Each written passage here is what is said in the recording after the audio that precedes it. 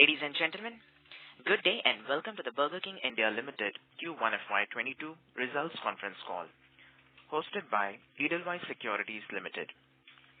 As a reminder, all participant lines will be in the listen-only mode, and there will be an opportunity for you to ask questions after the presentation concludes. Should you need assistance during the conference call, please signal an operator by pressing star then 0 on your touchtone phone. Please note that this conference is being recorded. I now hand the conference over to Mr. Nihal Mahesh Sham from Edelweiss Securities Limited. Thank you, and over to you, sir. Yes, thank you, Faizan. Good afternoon and welcome to the Burger King India Q1 FY22 results call. From the management today we have Mr. Rajeev Varman, CEO and Whole-Time Director, Mr. Sumit Zaveri, Chief Financial Officer, Mr. Kapil Grover, Chief Marketing Officer, and Mr. Prashant Desai, Head of Strategy and Investor Relations. I'll now hand over the call to Mr. Prashant Desai for his opening remarks. Over to you, Prashant. Thanks, Nihal. Welcome everyone to this Q1 FY22 conference call of Burger King. Trust all your family and friends are safe and wishing you all a very happy 75th Independence Day. This is how we will be taking the call forward today. I will pass on the call to Raj for his opening remarks, post which very quickly I will take you through the operating highlights of the business. Some of you would have seen the presentation. Then I will hand it over to my colleague Sumit to take you through the financial highlights, and Sumit will then hand it over to Kapil for the highlights on marketing, cafe, etc. Then I'll quickly take you through the guidance, and then we'll open up the call for questions. So what I will do is I'll hand it over to Raj for his opening remarks. Raj. Thank you, Prashant. Thank you, and same as Prashant said, I hope everyone is safe and staying masked. And please get your vaccinations. We are doing that on the company side as well. We have got 99, close to 100% of our people vaccinated on the first vaccine, and the second vaccine has also started. Those that are coming up for due for the second jab, we are proceeding with that as well. We expect that the entire organization should be 90+% vaccinated sometime early October. So that's critical for us, and we stay focused on making sure that we are getting there. Now we have had a eventful, I would say, the first quarter with the second wave coming in, and leaving a lot of restaurants and a lot of malls closed for a time period. The good news is, as a company, we are getting out of it, and so is the general, economy as well coming out of it. So today, if you look at our recoveries, while the first quarter was only at about 67% recovery, today, if you look at July and August, the recovery has been north of 90%. In fact, the recovery this August, which is just a month-to-date number, is north of 95%. So a strong recovery back after the second wave. We feel good about that, and we were very strong, staying aligned, so that once the recovery comes in place, that our ops team, supply chain team is in place to move it forward.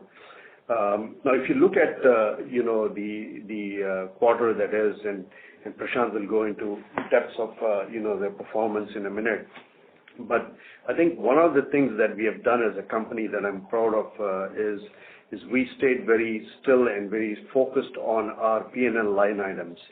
And if you will see that whether it's margins and other line items on the P&L, I think the team has done a phenomenal job in this quarter to keep everything in control and do a good job with that. So with that said, let me just quickly go through what we are as a company. Our pillars still continue to be the same. If you look at our growth pillar, we are still focused on going to our 700 restaurants December 2026. That goal is very real. In fact, this last quarter, in spite of the second wave, Abhishek Gupta and his team have gone forward and opened 5 new restaurants. They've not only opened 5 new restaurants, but they've also put 13 restaurants into construction They've got a pipeline of another 21 restaurants. So they're building a healthy, finish to this year. So that's the way we're moving forward on that. Now, our goal will remain to get as close as possible to 320 restaurants that we'll try to open by the end of this fiscal year. With that said, let me just go quickly over to the other pillar that we speak about all the time, which is the BK app.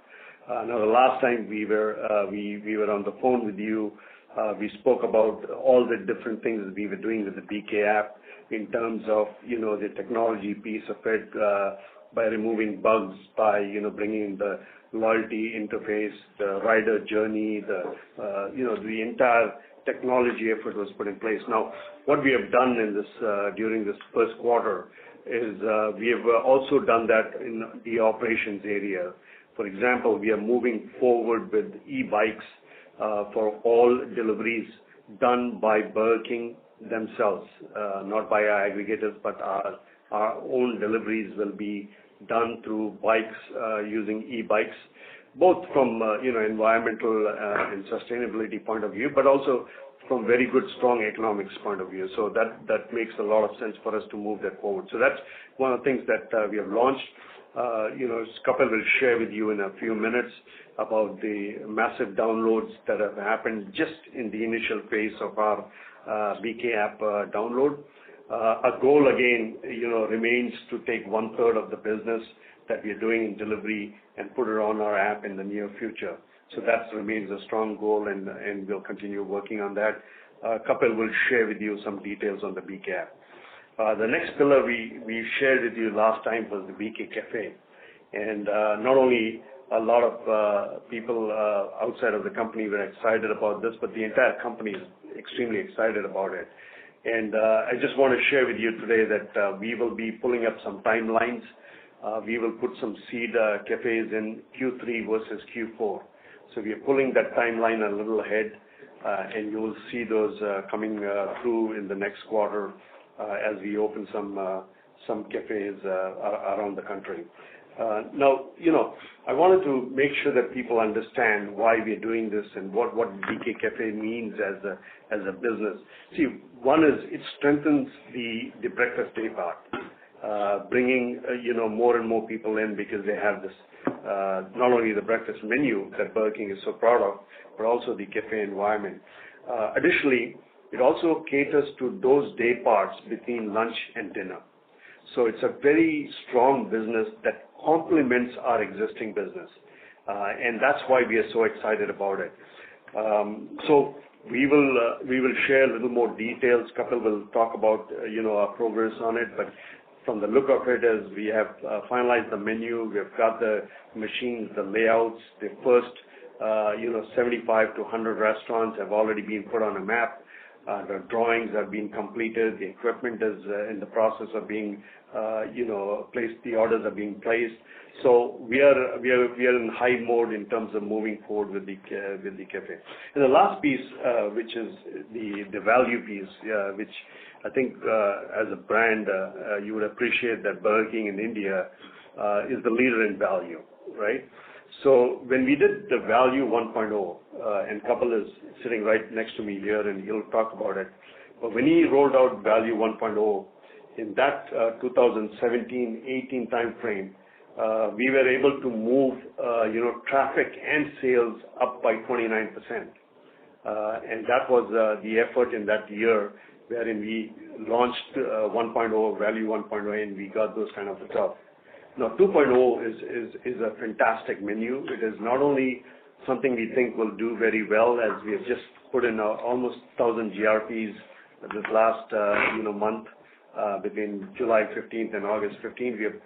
We have done a phenomenal job, buying some very good television, great ads out there that that you might have already seen. But I encourage you all to go to our restaurants and try the menu. The menu is a stunning menu. It actually has a very good gross margin as well. There's two pieces of the menu. One is at 50 rupees, which is on television, which is about 6 items that are good variety between wraps and a new item called Volcano and burger. down to 70 rupees upgrade menu, which is on the non-veg side. So you'll see a very balanced menu when you go into our restaurants, and Kapil will share how we're doing with that and how we're moving forward with that. So those are my early remarks. I will obviously be throughout the entire meeting, and we'll take your questions towards the end. So with that said, I will turn it over back to Prashant, so Prashant can kind of walk you through the rest of the presentation. Over to you, Prashant. Thanks, Raj. So guys, Raj having given the executive summary, we'll move quickly to slide 8, which talks about our pan-India ADS recovery. One context that we want to build for everyone, when we were thinking which is the best way to showcase our business to our investors, what we realized is last year being a very exceptional year because of COVID, if we would have probably tried to represent the business on a same-store growth perspective, the numbers would have looked out of whack. And given that when we came to you last time, we said that this year our guidance is that the team will endeavor to achieve the ADS that we did on a portfolio basis in FY20. So we are keeping that as our goalpost in terms of what we want to achieve in the current year.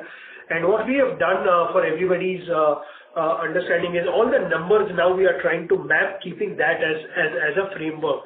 So if you come to slide 8, our baseline FY20 ADS, we ended at 1,10,000 rupees, and we are representing our recovery.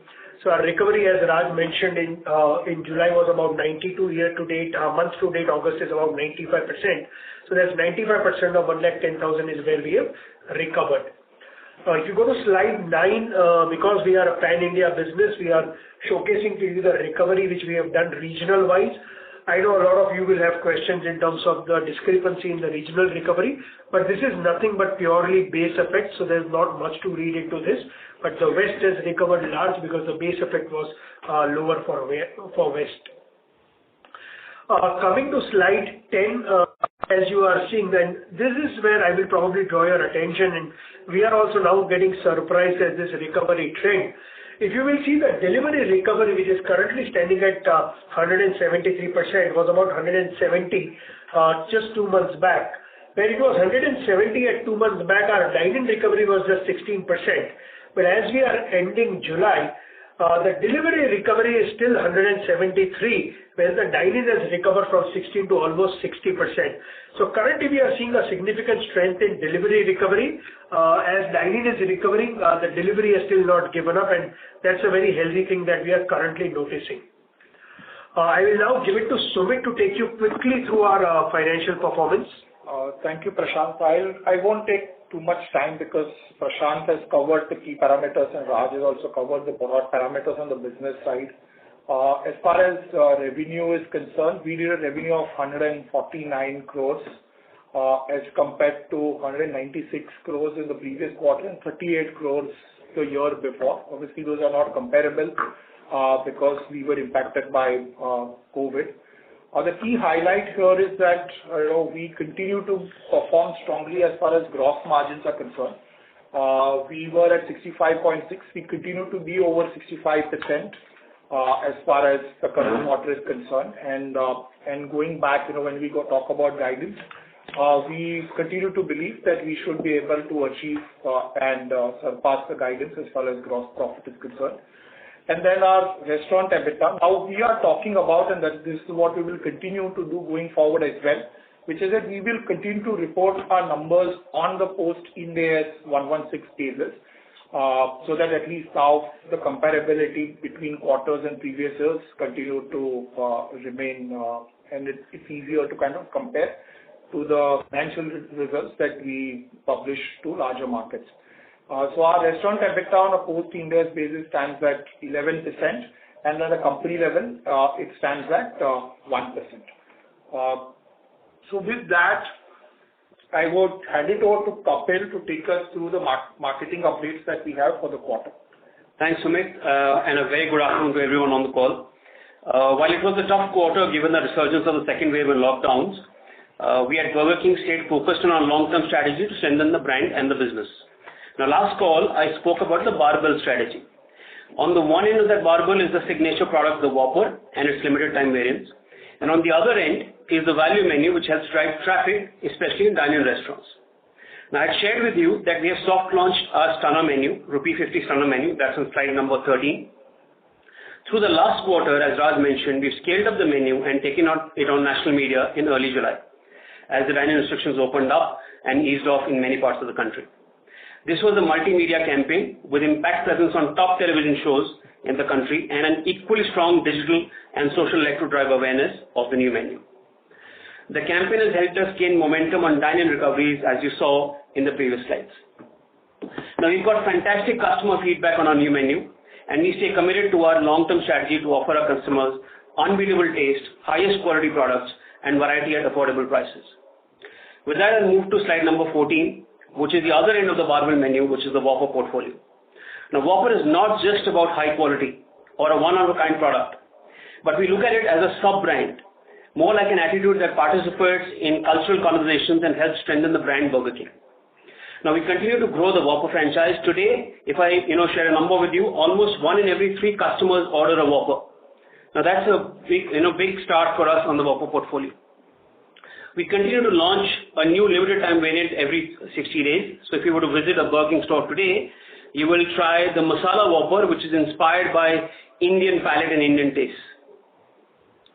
That brings me to slide number 15. As I mentioned, Whopper is not just a product, it's an attitude. Now, I'm happy to share that we won 2 awards in the last quarter from industry forums on our Valentine's Day program, which is about #DateTheWhopper, where we had the matchmaking sensation Seema Tapadia encourage millennials to break up with mediocrity in their lives and choose the juicier, spicier Whopper. And we'll continue to work on this, brand building exercise. Now, I am on slide number 16 now. We mentioned to you last time about the 2 key strategic initiatives, which is the BK app and the BK Cafe. Now, I'd love to share progress on both of these. Let me start with BK app. Now, as Raj mentioned, we started work on the BK app effectively, last quarter and started to scale that up. Now, while we continue to work very closely with our delivery partners on category expansion tasks and to build delivery sales, we also continue to build on our own platform. In this quarter, we have seen 130% quarter-on-quarter growth on the BK app sales, and now over 1 million app downloads. We continue to invest in technology and resourcing to make our app faster and more efficient, and recently rolled out version 6.0 with a host of new improvements in the ordering experience. Our app size is now under 20 MB, and we'll continue to improve that. In addition to the app, we continue to improve customer experience through packaging, rider tracking, and optimal store mapping. Now, as a responsible brand, one of the important experiments that we started, recently doing in our select stores in Hyderabad and Delhi NCR is the use of electric bikes for our own riders. Now, as Raj mentioned, this is an environmentally friendly and an efficient means of delivery. It's a pilot, and as we learn from it, we will start to expand it to other markets in coming times. That brings me to slide number 17 and the second strategic initiative from a top line and profitability perspective, the BK Cafe. Now, we have started BK Cafe with the same principles as we did Burger King 7 years ago, that our food will be of the best quality, locally sourced coffee from the best-in-class partners. Right. The first step was to put in place the right talent and coffee expertise. We have now one of India's 4 Q graders and an international barista champion, Felix Daniel, who's joined us on the BK team. He's working on the coffee blend. And the team is now designing our cafe menu, building the best-in-class processes for training our teams to execute a fantastic cup of coffee. So we are well on track to launch the cafe concept in Q3, Q4 of this financial year. In summary, we stay focused on the 4 key pillars: value strategy led by the stunner menu to drive traffic, strengthening the Whopper franchise and thereby strengthening the brand Burger King, building the Burger King app platform, and introducing BK Cafe as an additional occasion, thereby driving top line and margins for the business. Now, before I close this section, I would just like to reiterate on a very important topic that Raj also spoke about, and which is about the employee awareness program around COVID vaccination. As Raj mentioned, we have achieved almost 100% first dose and eligible second dose vaccination for our field staff, and our teams continue to work diligently to make sure that all our eligible staff take their second dose to ensure their safety and our customers' peace of mind. At this point, I will hand over to Prashant to talk us through the future outlook. Thanks, Kapil. Guys, when it comes to guidance, our guidance remains the same. There's no big change over there. As we had mentioned, we are planning to open close to about 320. We should end this year with. And next year, take this to about, by FY24, take this to 470. As we said, our endeavor this year is to, come back to the FY20 ADS of 110,000. And next year onwards, we are guiding a 5 to 7% SSG. Our gross profit, our gross margin guidance remains the same. This year we are targeting 66% and taking it to 68% by FY24, which is without the cafes. With this, guys, we'll open up the floor for Q&A. Would request Edelweiss to open the floor. Thank you very much. We will now begin the question and answer session. Anyone who wishes to ask a question may press star and 1 on their touchtone telephone. If you wish to remove yourself from the question queue, you may press star and 2. Participants are requested to use handsets while asking a question. Ladies and gentlemen, we will wait for a moment while the question queue assembles. Reminder to the participants, anyone who wishes to ask a question may press star and 1.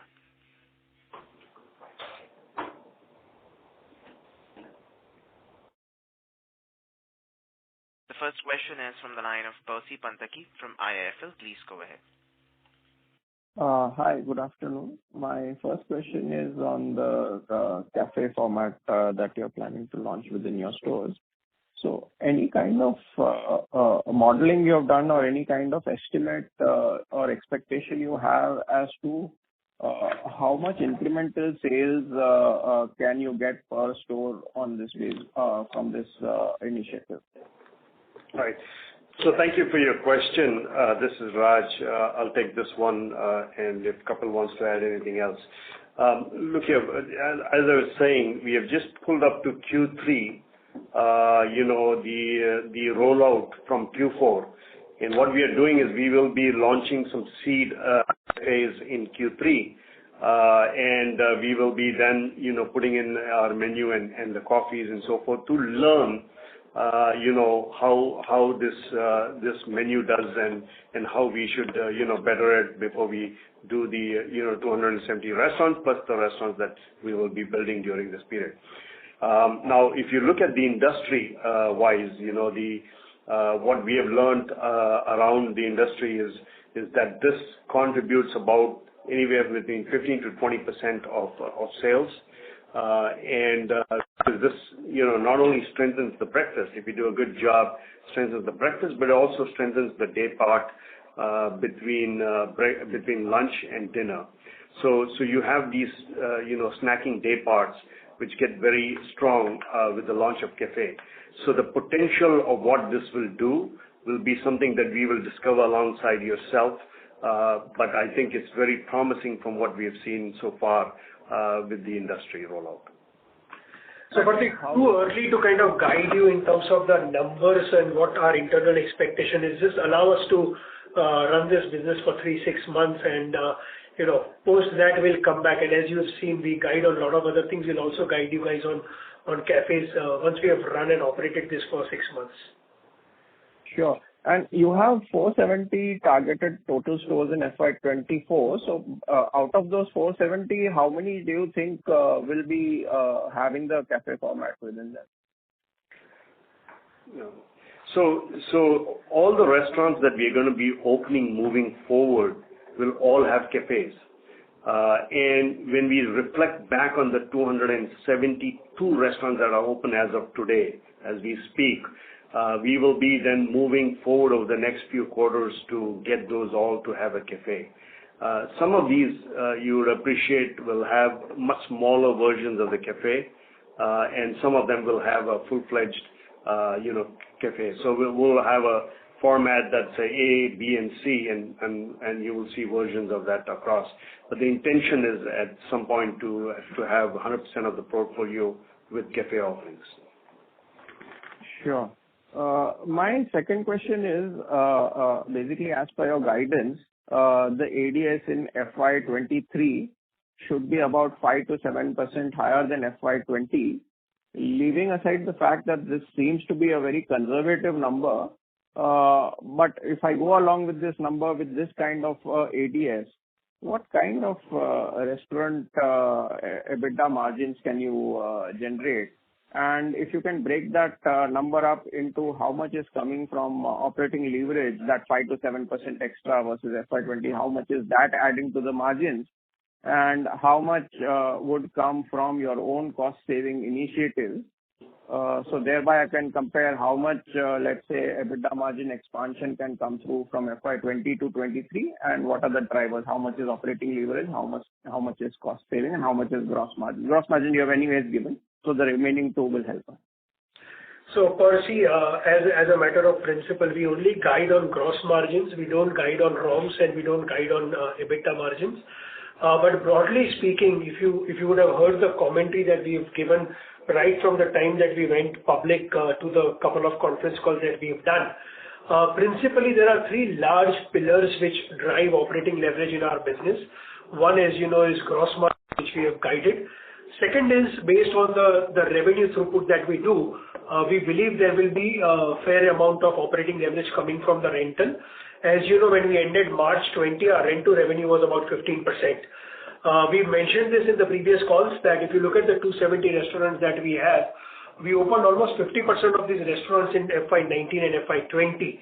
So that 50% of the portfolio that we opened in FY19 and 20 was roughly in that 12 to 13% rent to revenue ratios. As we move forward and these restaurants start contributing, you will see operating leverage also kicking in from a rental perspective. And the third piece that Raj has extensively spoken right through our roadshow is that we run this company very frugally. If you look at our corporate cost, probably about 60 odd crores, you can say, for the current year. And we've told, and we've not guided, but our internal view is this won't go up more than 10% every year.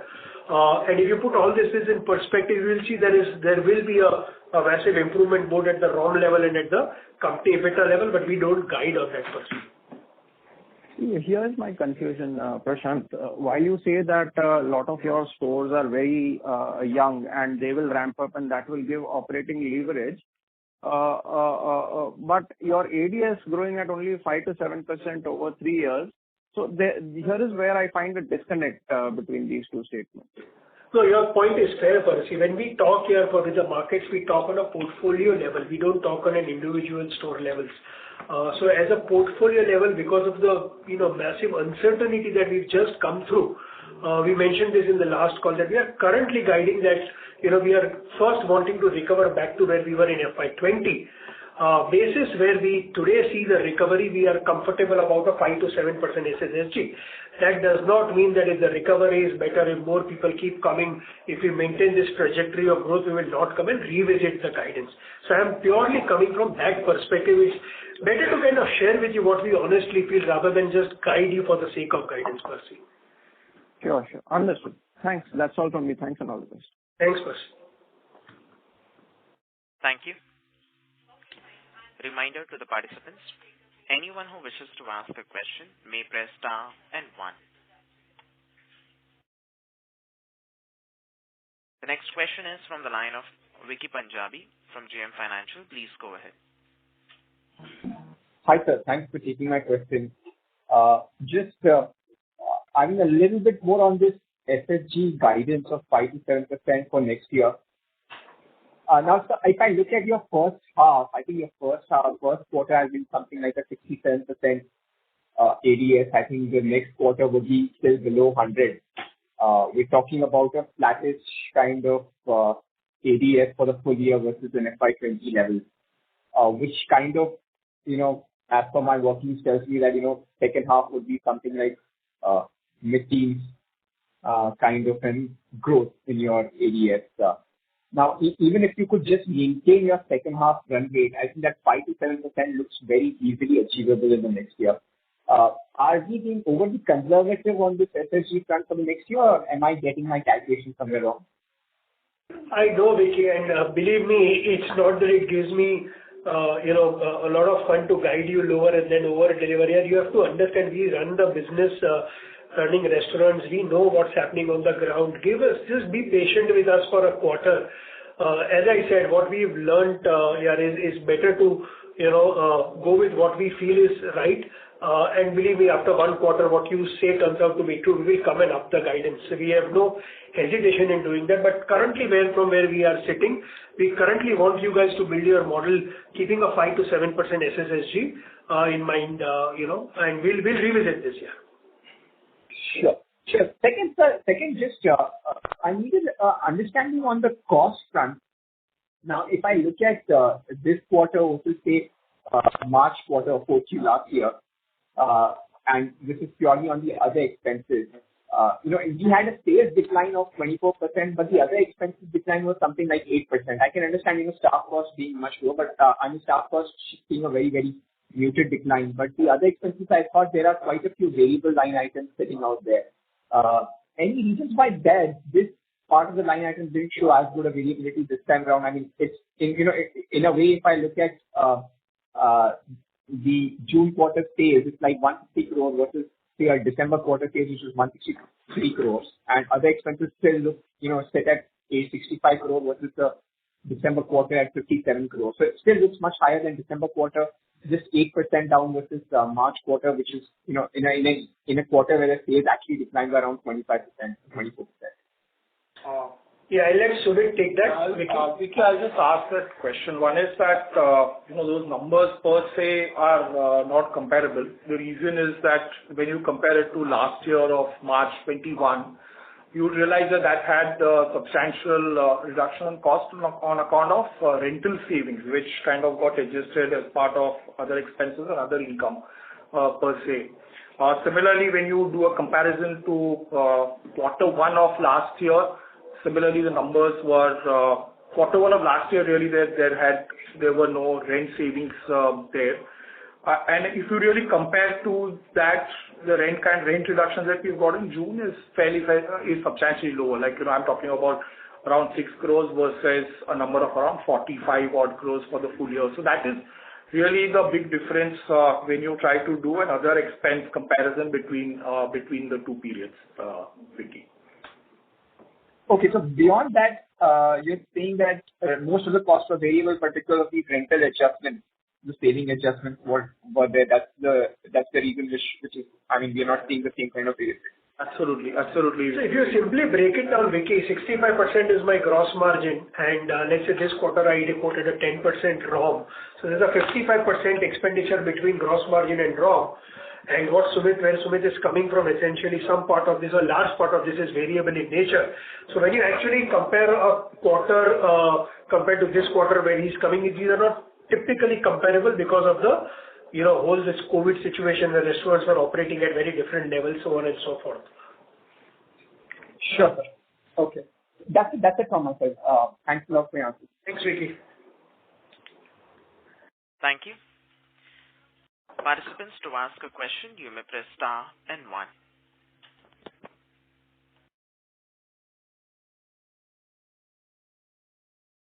The next question is from the line of Arvind Datta, individual investor. Please go ahead. Yeah, hi. Good afternoon to you. Can you hear me? Yes, we can, Arvind. Yeah, so my question is regarding the finance cost of 167 million for the quarter. It was 163 million for the last quarter, March quarter. But as per your IPO, the schedule of the funds usage, it said that 1649 million was paid back. So why these finance costs and what do they relate to basically? Sure. Arvind, hi, this is Sumit here, and I'll take that question. So one is that as far as debt is concerned, you are absolutely right, Arvind. We have paid off the debt out of IPO proceeds. As we speak today, we don't have any debt on our balance sheet. This finance cost is only arising because of the way the lease rentals or the lease accounting is done, where the entire future rentals gets that's capitalized by way of net present value. And then as we kind of amortize that cost, interest cost inherent sitting in that lease cost comes as part of finance cost. So this is purely coming out of lease accounting. There are no interest outflows on account of borrowings that are sitting on our P&L. Okay, thank you. That was the question. Thank you. Participants, to ask a question, you may press star and 1. The next question is from the line of Devanshu Bansal from Emkay Global Financial Services. Please go ahead. Yeah, hi. Thanks for taking my question. So just wanted to understand the space allocation for cafes within our existing stores. So are we going to reduce some of the dining space to make space for cafes? And also, if possible, if you can indicate the additional capex that would be required for this segment. So we have basically two groups of restaurants, right? First is those that have already been built, and then those that we're going to build. So we've got 270 out of 700 restaurants that we're going to build, right? So the future restaurants, the plans will be done with the cafes inside, incorporated into it, right? So that's moving forward. Now, if you look backwards, we are, like I was saying earlier on, we have A, B, C kind of platforms of cafes where A would be a substantially larger cafe which would go in a larger kind of restaurant.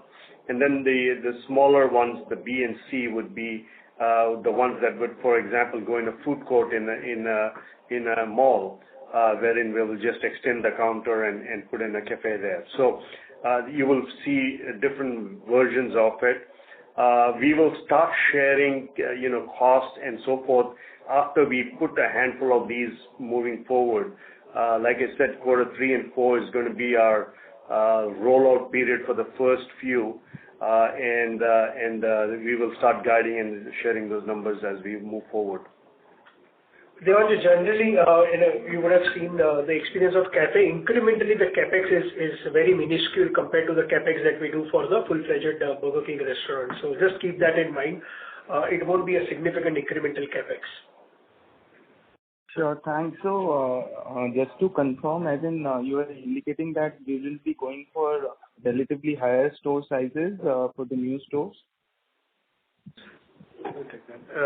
We have always been very prudent in the way we have built our restaurants. If you reflect on the sizes we have looked at, we generally look anywhere between 1,800 and 2,400. So what we're going to do is we're going to stay more closer to the 2,400 versus the 1,800. But the guidance of doing those restaurants will still be the same. Where we're going to put a C cafe, we would still be okay with a 2,200, 22,000 square feet kind of restaurant. Where we're going to put a larger, will be more skewed towards the 2,400. Sure, that's helpful. Thanks. Thanks, Devanshu.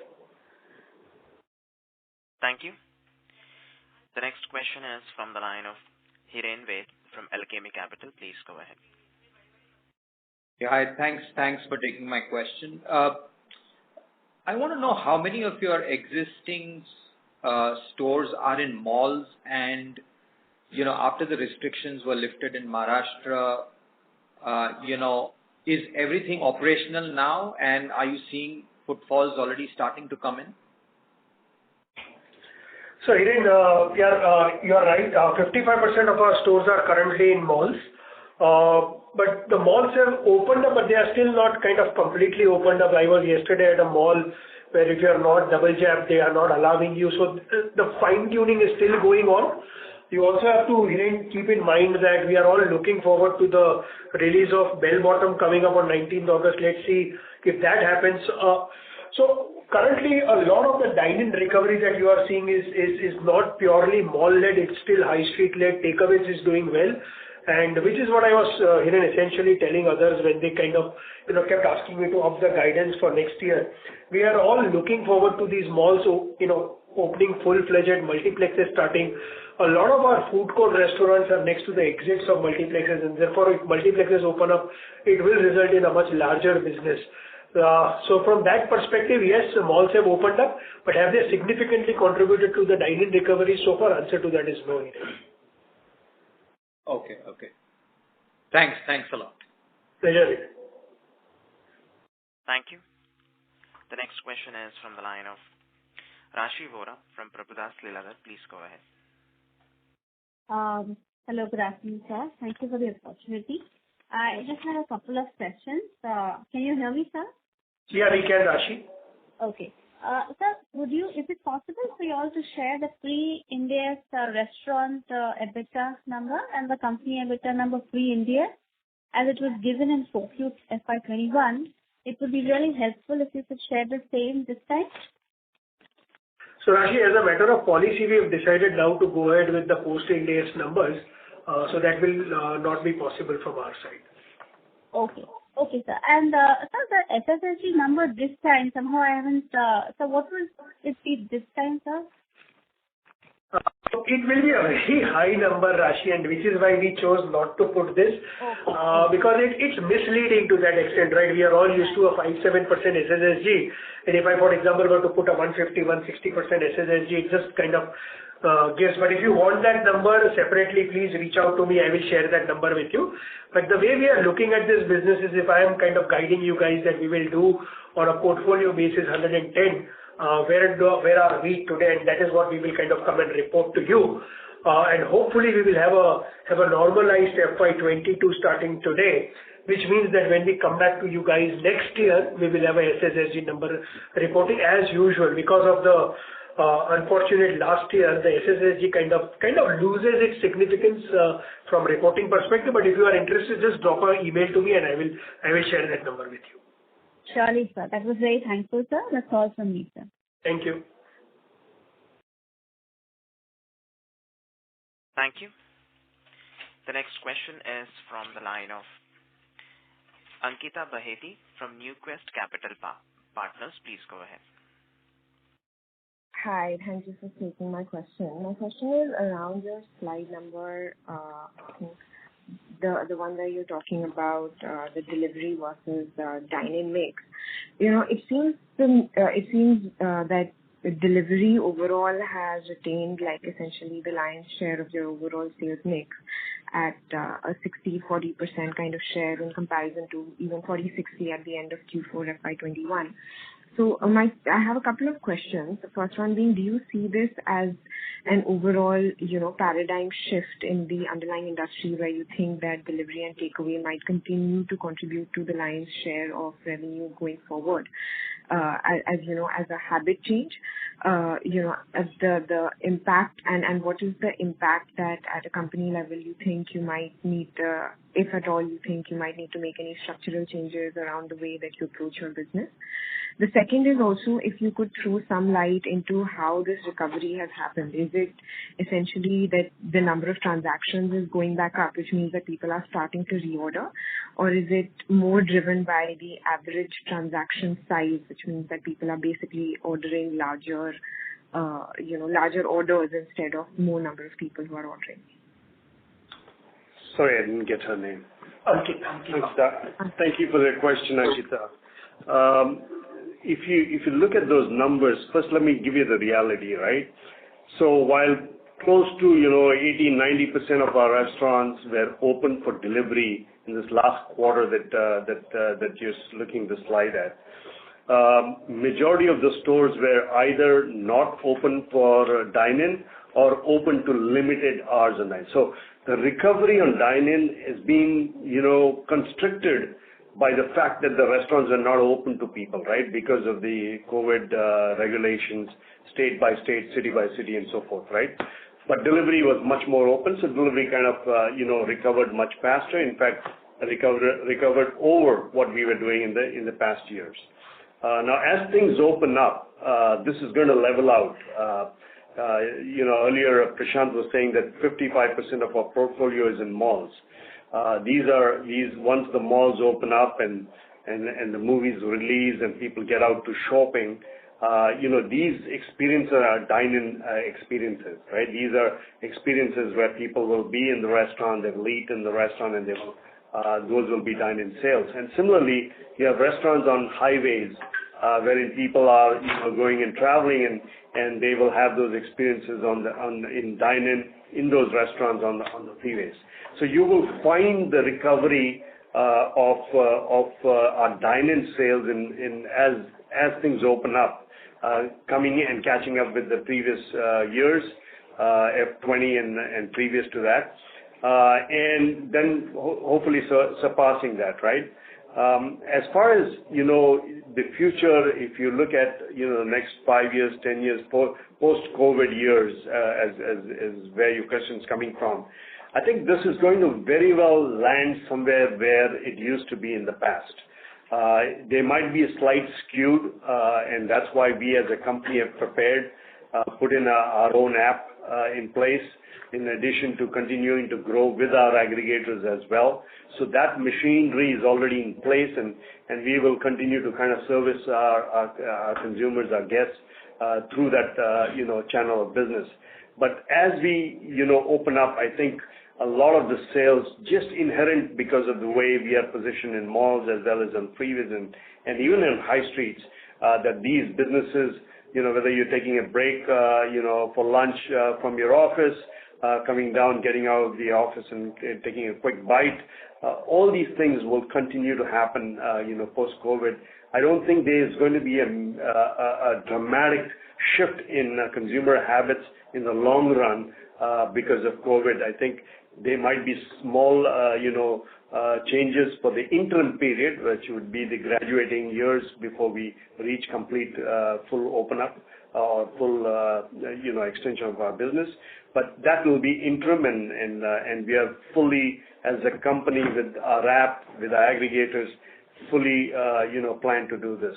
Your last piece was on the check, which is your question was whether the check was driven because more people were ordering. Yes, some of that is potentially possible, wherein you have people ordering food, and because of the lockdown, both the parents are in the house and they're ordering, and once they go to work, they will be ordering in a smaller amount because they are now split between two different workplaces versus being together at home. So that you might see some of that, but you will see traffic increase dramatically at that point, and the ADS won't be affected. Will actually grow in my view. And one of the big things that we have seen during this COVID is a lot of shift from the casual mom and pops to these chained outlets because of the behavior of the consumer that wants to make sure that what they're eating is sanitary, and that they have a good idea which brands are behind that. So we've seen that shift already, and I think we'll continue to see that. I hope I've answered all 3 or 4 questions you had in there.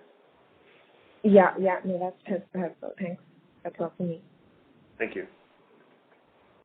Thank you. The next question is from the line of Tejas Shah from Spark Capital. Please go ahead. Hi, thanks for the opportunity.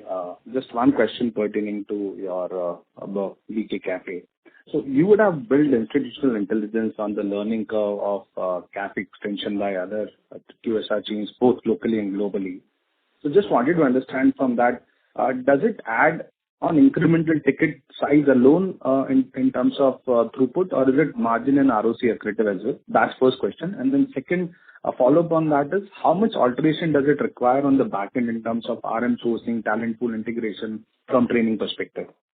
Yeah, very nice questions. Very good questions. I was outlining earlier, and I'll reinstate that remark again so that you can reflect on it. If you look at this business, the reason that more and more people are looking into getting into the cafe as part of their already existing offering is it's a very complementary business. It not only strengthens, what in traditionally, if you look at the business over here in India for breakfast is much smaller than the business of breakfast outside of India for most brands. So what it does is it actually, takes that business and makes it stronger for the restaurant. But then it also addresses these businesses between lunch and dinner day parts, which we call as snacking, pre-dinner snacking, post-dinner snacking, or pre-lunch snacking. And it really strengthens that business. It provides, opportunities for people to come in and, actually instead of having a full lunch, but actually just have a pastry or a coffee, brings frequency of use of the brand significantly high. So when frequency of use of the brand goes up, then, reflecting on that, you will see that more and more menu items are discovered, more and more menu items are purchased, different day parts are, used up in the restaurant. So you will find synergies coming together once this cafe brings in, and it brings in more traffic in because it fills in these day parts that were not being filled in earlier because the cafe experience was not there. So you will see a traffic increase. It actually, you pay rent for the entire day, right? You pay a rent for the time you're open, and for the time you're closed, and for time you're not doing business, and time you're doing business. So what this does is it actually makes your business and your traffic into your restaurant more uniform. So you start leveraging and doing more business during those which you would call them as valleys. So Rajesh, if I can add to what Raj mentioned. So, if we are successful in our cafe strategy, it will drive incremental ADS. It will drive incremental gross margin because cafes are fundamentally higher gross margin as a product. And because your incremental capex that I was mentioning is very low, the ROIs on this are massive. From a Burger King restaurant business which has a between 5 and 6 year payback, cafes probably will have a 3 to 6 month kind of a payback scenario. So across the board, it's a great business to kind of be in. Yes, we will have to go and compete in the market to ourselves, and that's the effort that all of us are together trying to put in. Sure. And if you can comment on the second part of the question on alteration required in the menu and the talent pool constraint, if any. Yeah. So the menu, is a very cafe menu. You will not find as many food items like wraps and such because we already sell them, right? So you're not. So we build a very strong beverage menu, which is part of this, and a good strong dessert menu. But like other cafes that are standalone cafes, we don't need to deviate a lot from our existing food menu that we already serve, which includes wraps, it includes burgers and such. So it will be mostly focused on dessert kind of experiences as well as a very strong beverage menu. From training point of view, cafes, are staffed with potentially very, fraction of what we do in our real business. So we are taking our employees that are already, working and running our restaurants, and we are training them through the people that we have already hired that are experts. Earlier on, we were talking about Felix, who works with Kapil very closely, who's a award-winning barista.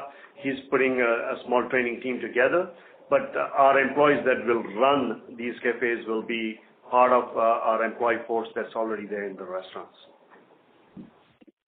Fair enough. Very detailed answer. Just one follow-up on that. So if I see the breakfast side of the demand, and if we see even packaged food industry has not been able to crack it in India because breakfast is something which I believe traditional Indians take very personally, and in terms of we don't deviate much. So do you believe that with no alteration in the menu, we'll be able to cater to demand which is very rigid in some form versus rest of the day menu that is very flexible? Yeah. So breakfast, it is specific with where the location is. For example, breakfast will become very strong in highway restaurants as people leave cities earlier and they get out of the city and then have breakfast at one of our locations before heading on the rest of their journey.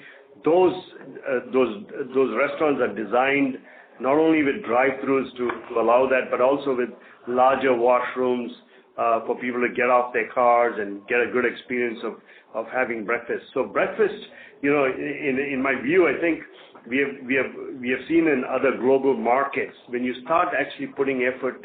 There's been markets that I've run in the past where breakfast was 4 or 5%, and when we put focus on it and start developing it up, it moved to 10% and 15% and even 20%. So it is a day part that is available. Just a focus and some time period of emphasis on continuing to provide good service during those day parts will continue to build that business. It does take time to build that business, but surely that business is there. just to add to what Raj said, this is Kapil. We already have egg as a part of our portfolio, our menu, which will play a big role in developing this breakfast menu. Thank you, Mr. Shah. We request that you return to the question queue for follow-up questions. The next question is from the line of Jay Kumar Doshi from Kotak. Please go ahead. Hi, good afternoon, and thanks for the opportunity. I joined late, so in case if my question has already been answered, you can let me know and I will go back and revisit the transcript. I just want to understand, if you can share some more data or give us some color on how Stunner menu is helping you acquire new customers. And, you've expanded the Whopper range, with the launch of Junior Whopper. So how is it helping premiumization? Because I think there is a significant marketing as well as sort of innovation at both the ends to drive customer acquisition as well as premiumization. If you can share some more color on how it has helped you with some data points. So, hi, this is Kapil. I'll take this question. Let me start with the Whopper first. We did a campaign on the Whopper, in December, January, and we repeated that with another sort of tag-along trial offer. And we shared with you in the last call that the Whopper awareness has grown up to almost 55%. And today, 1 in every 3 customers that I shared in the presentation is trying a Whopper, right?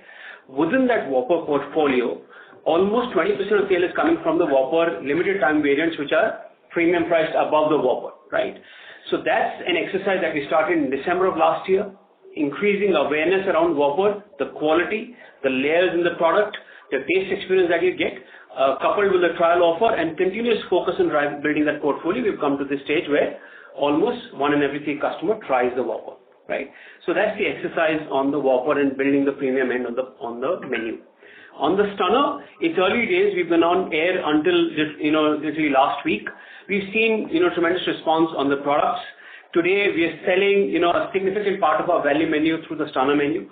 I think this menu will settle down. It's just coming off a campaign. Give us a couple of more sort of months to report on the progress on the menu. But so far we're seeing good traction from the customers and a good share of sales on the Stunner menu as a part of our value layer. Do you at any point of time? Sorry, Jay, just for everybody who's listening here, product-wise details is just one thing that we generally at Burger King don't share on investor calls from a competitive dynamics perspective, and which is where we'll only be able to give you anecdotal color on questions on those lines. Just wanted to kind of bring that out.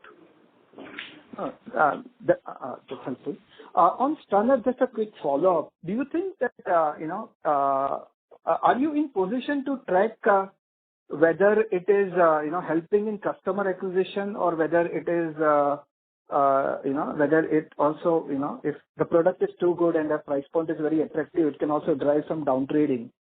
And so how do you track that? And yeah.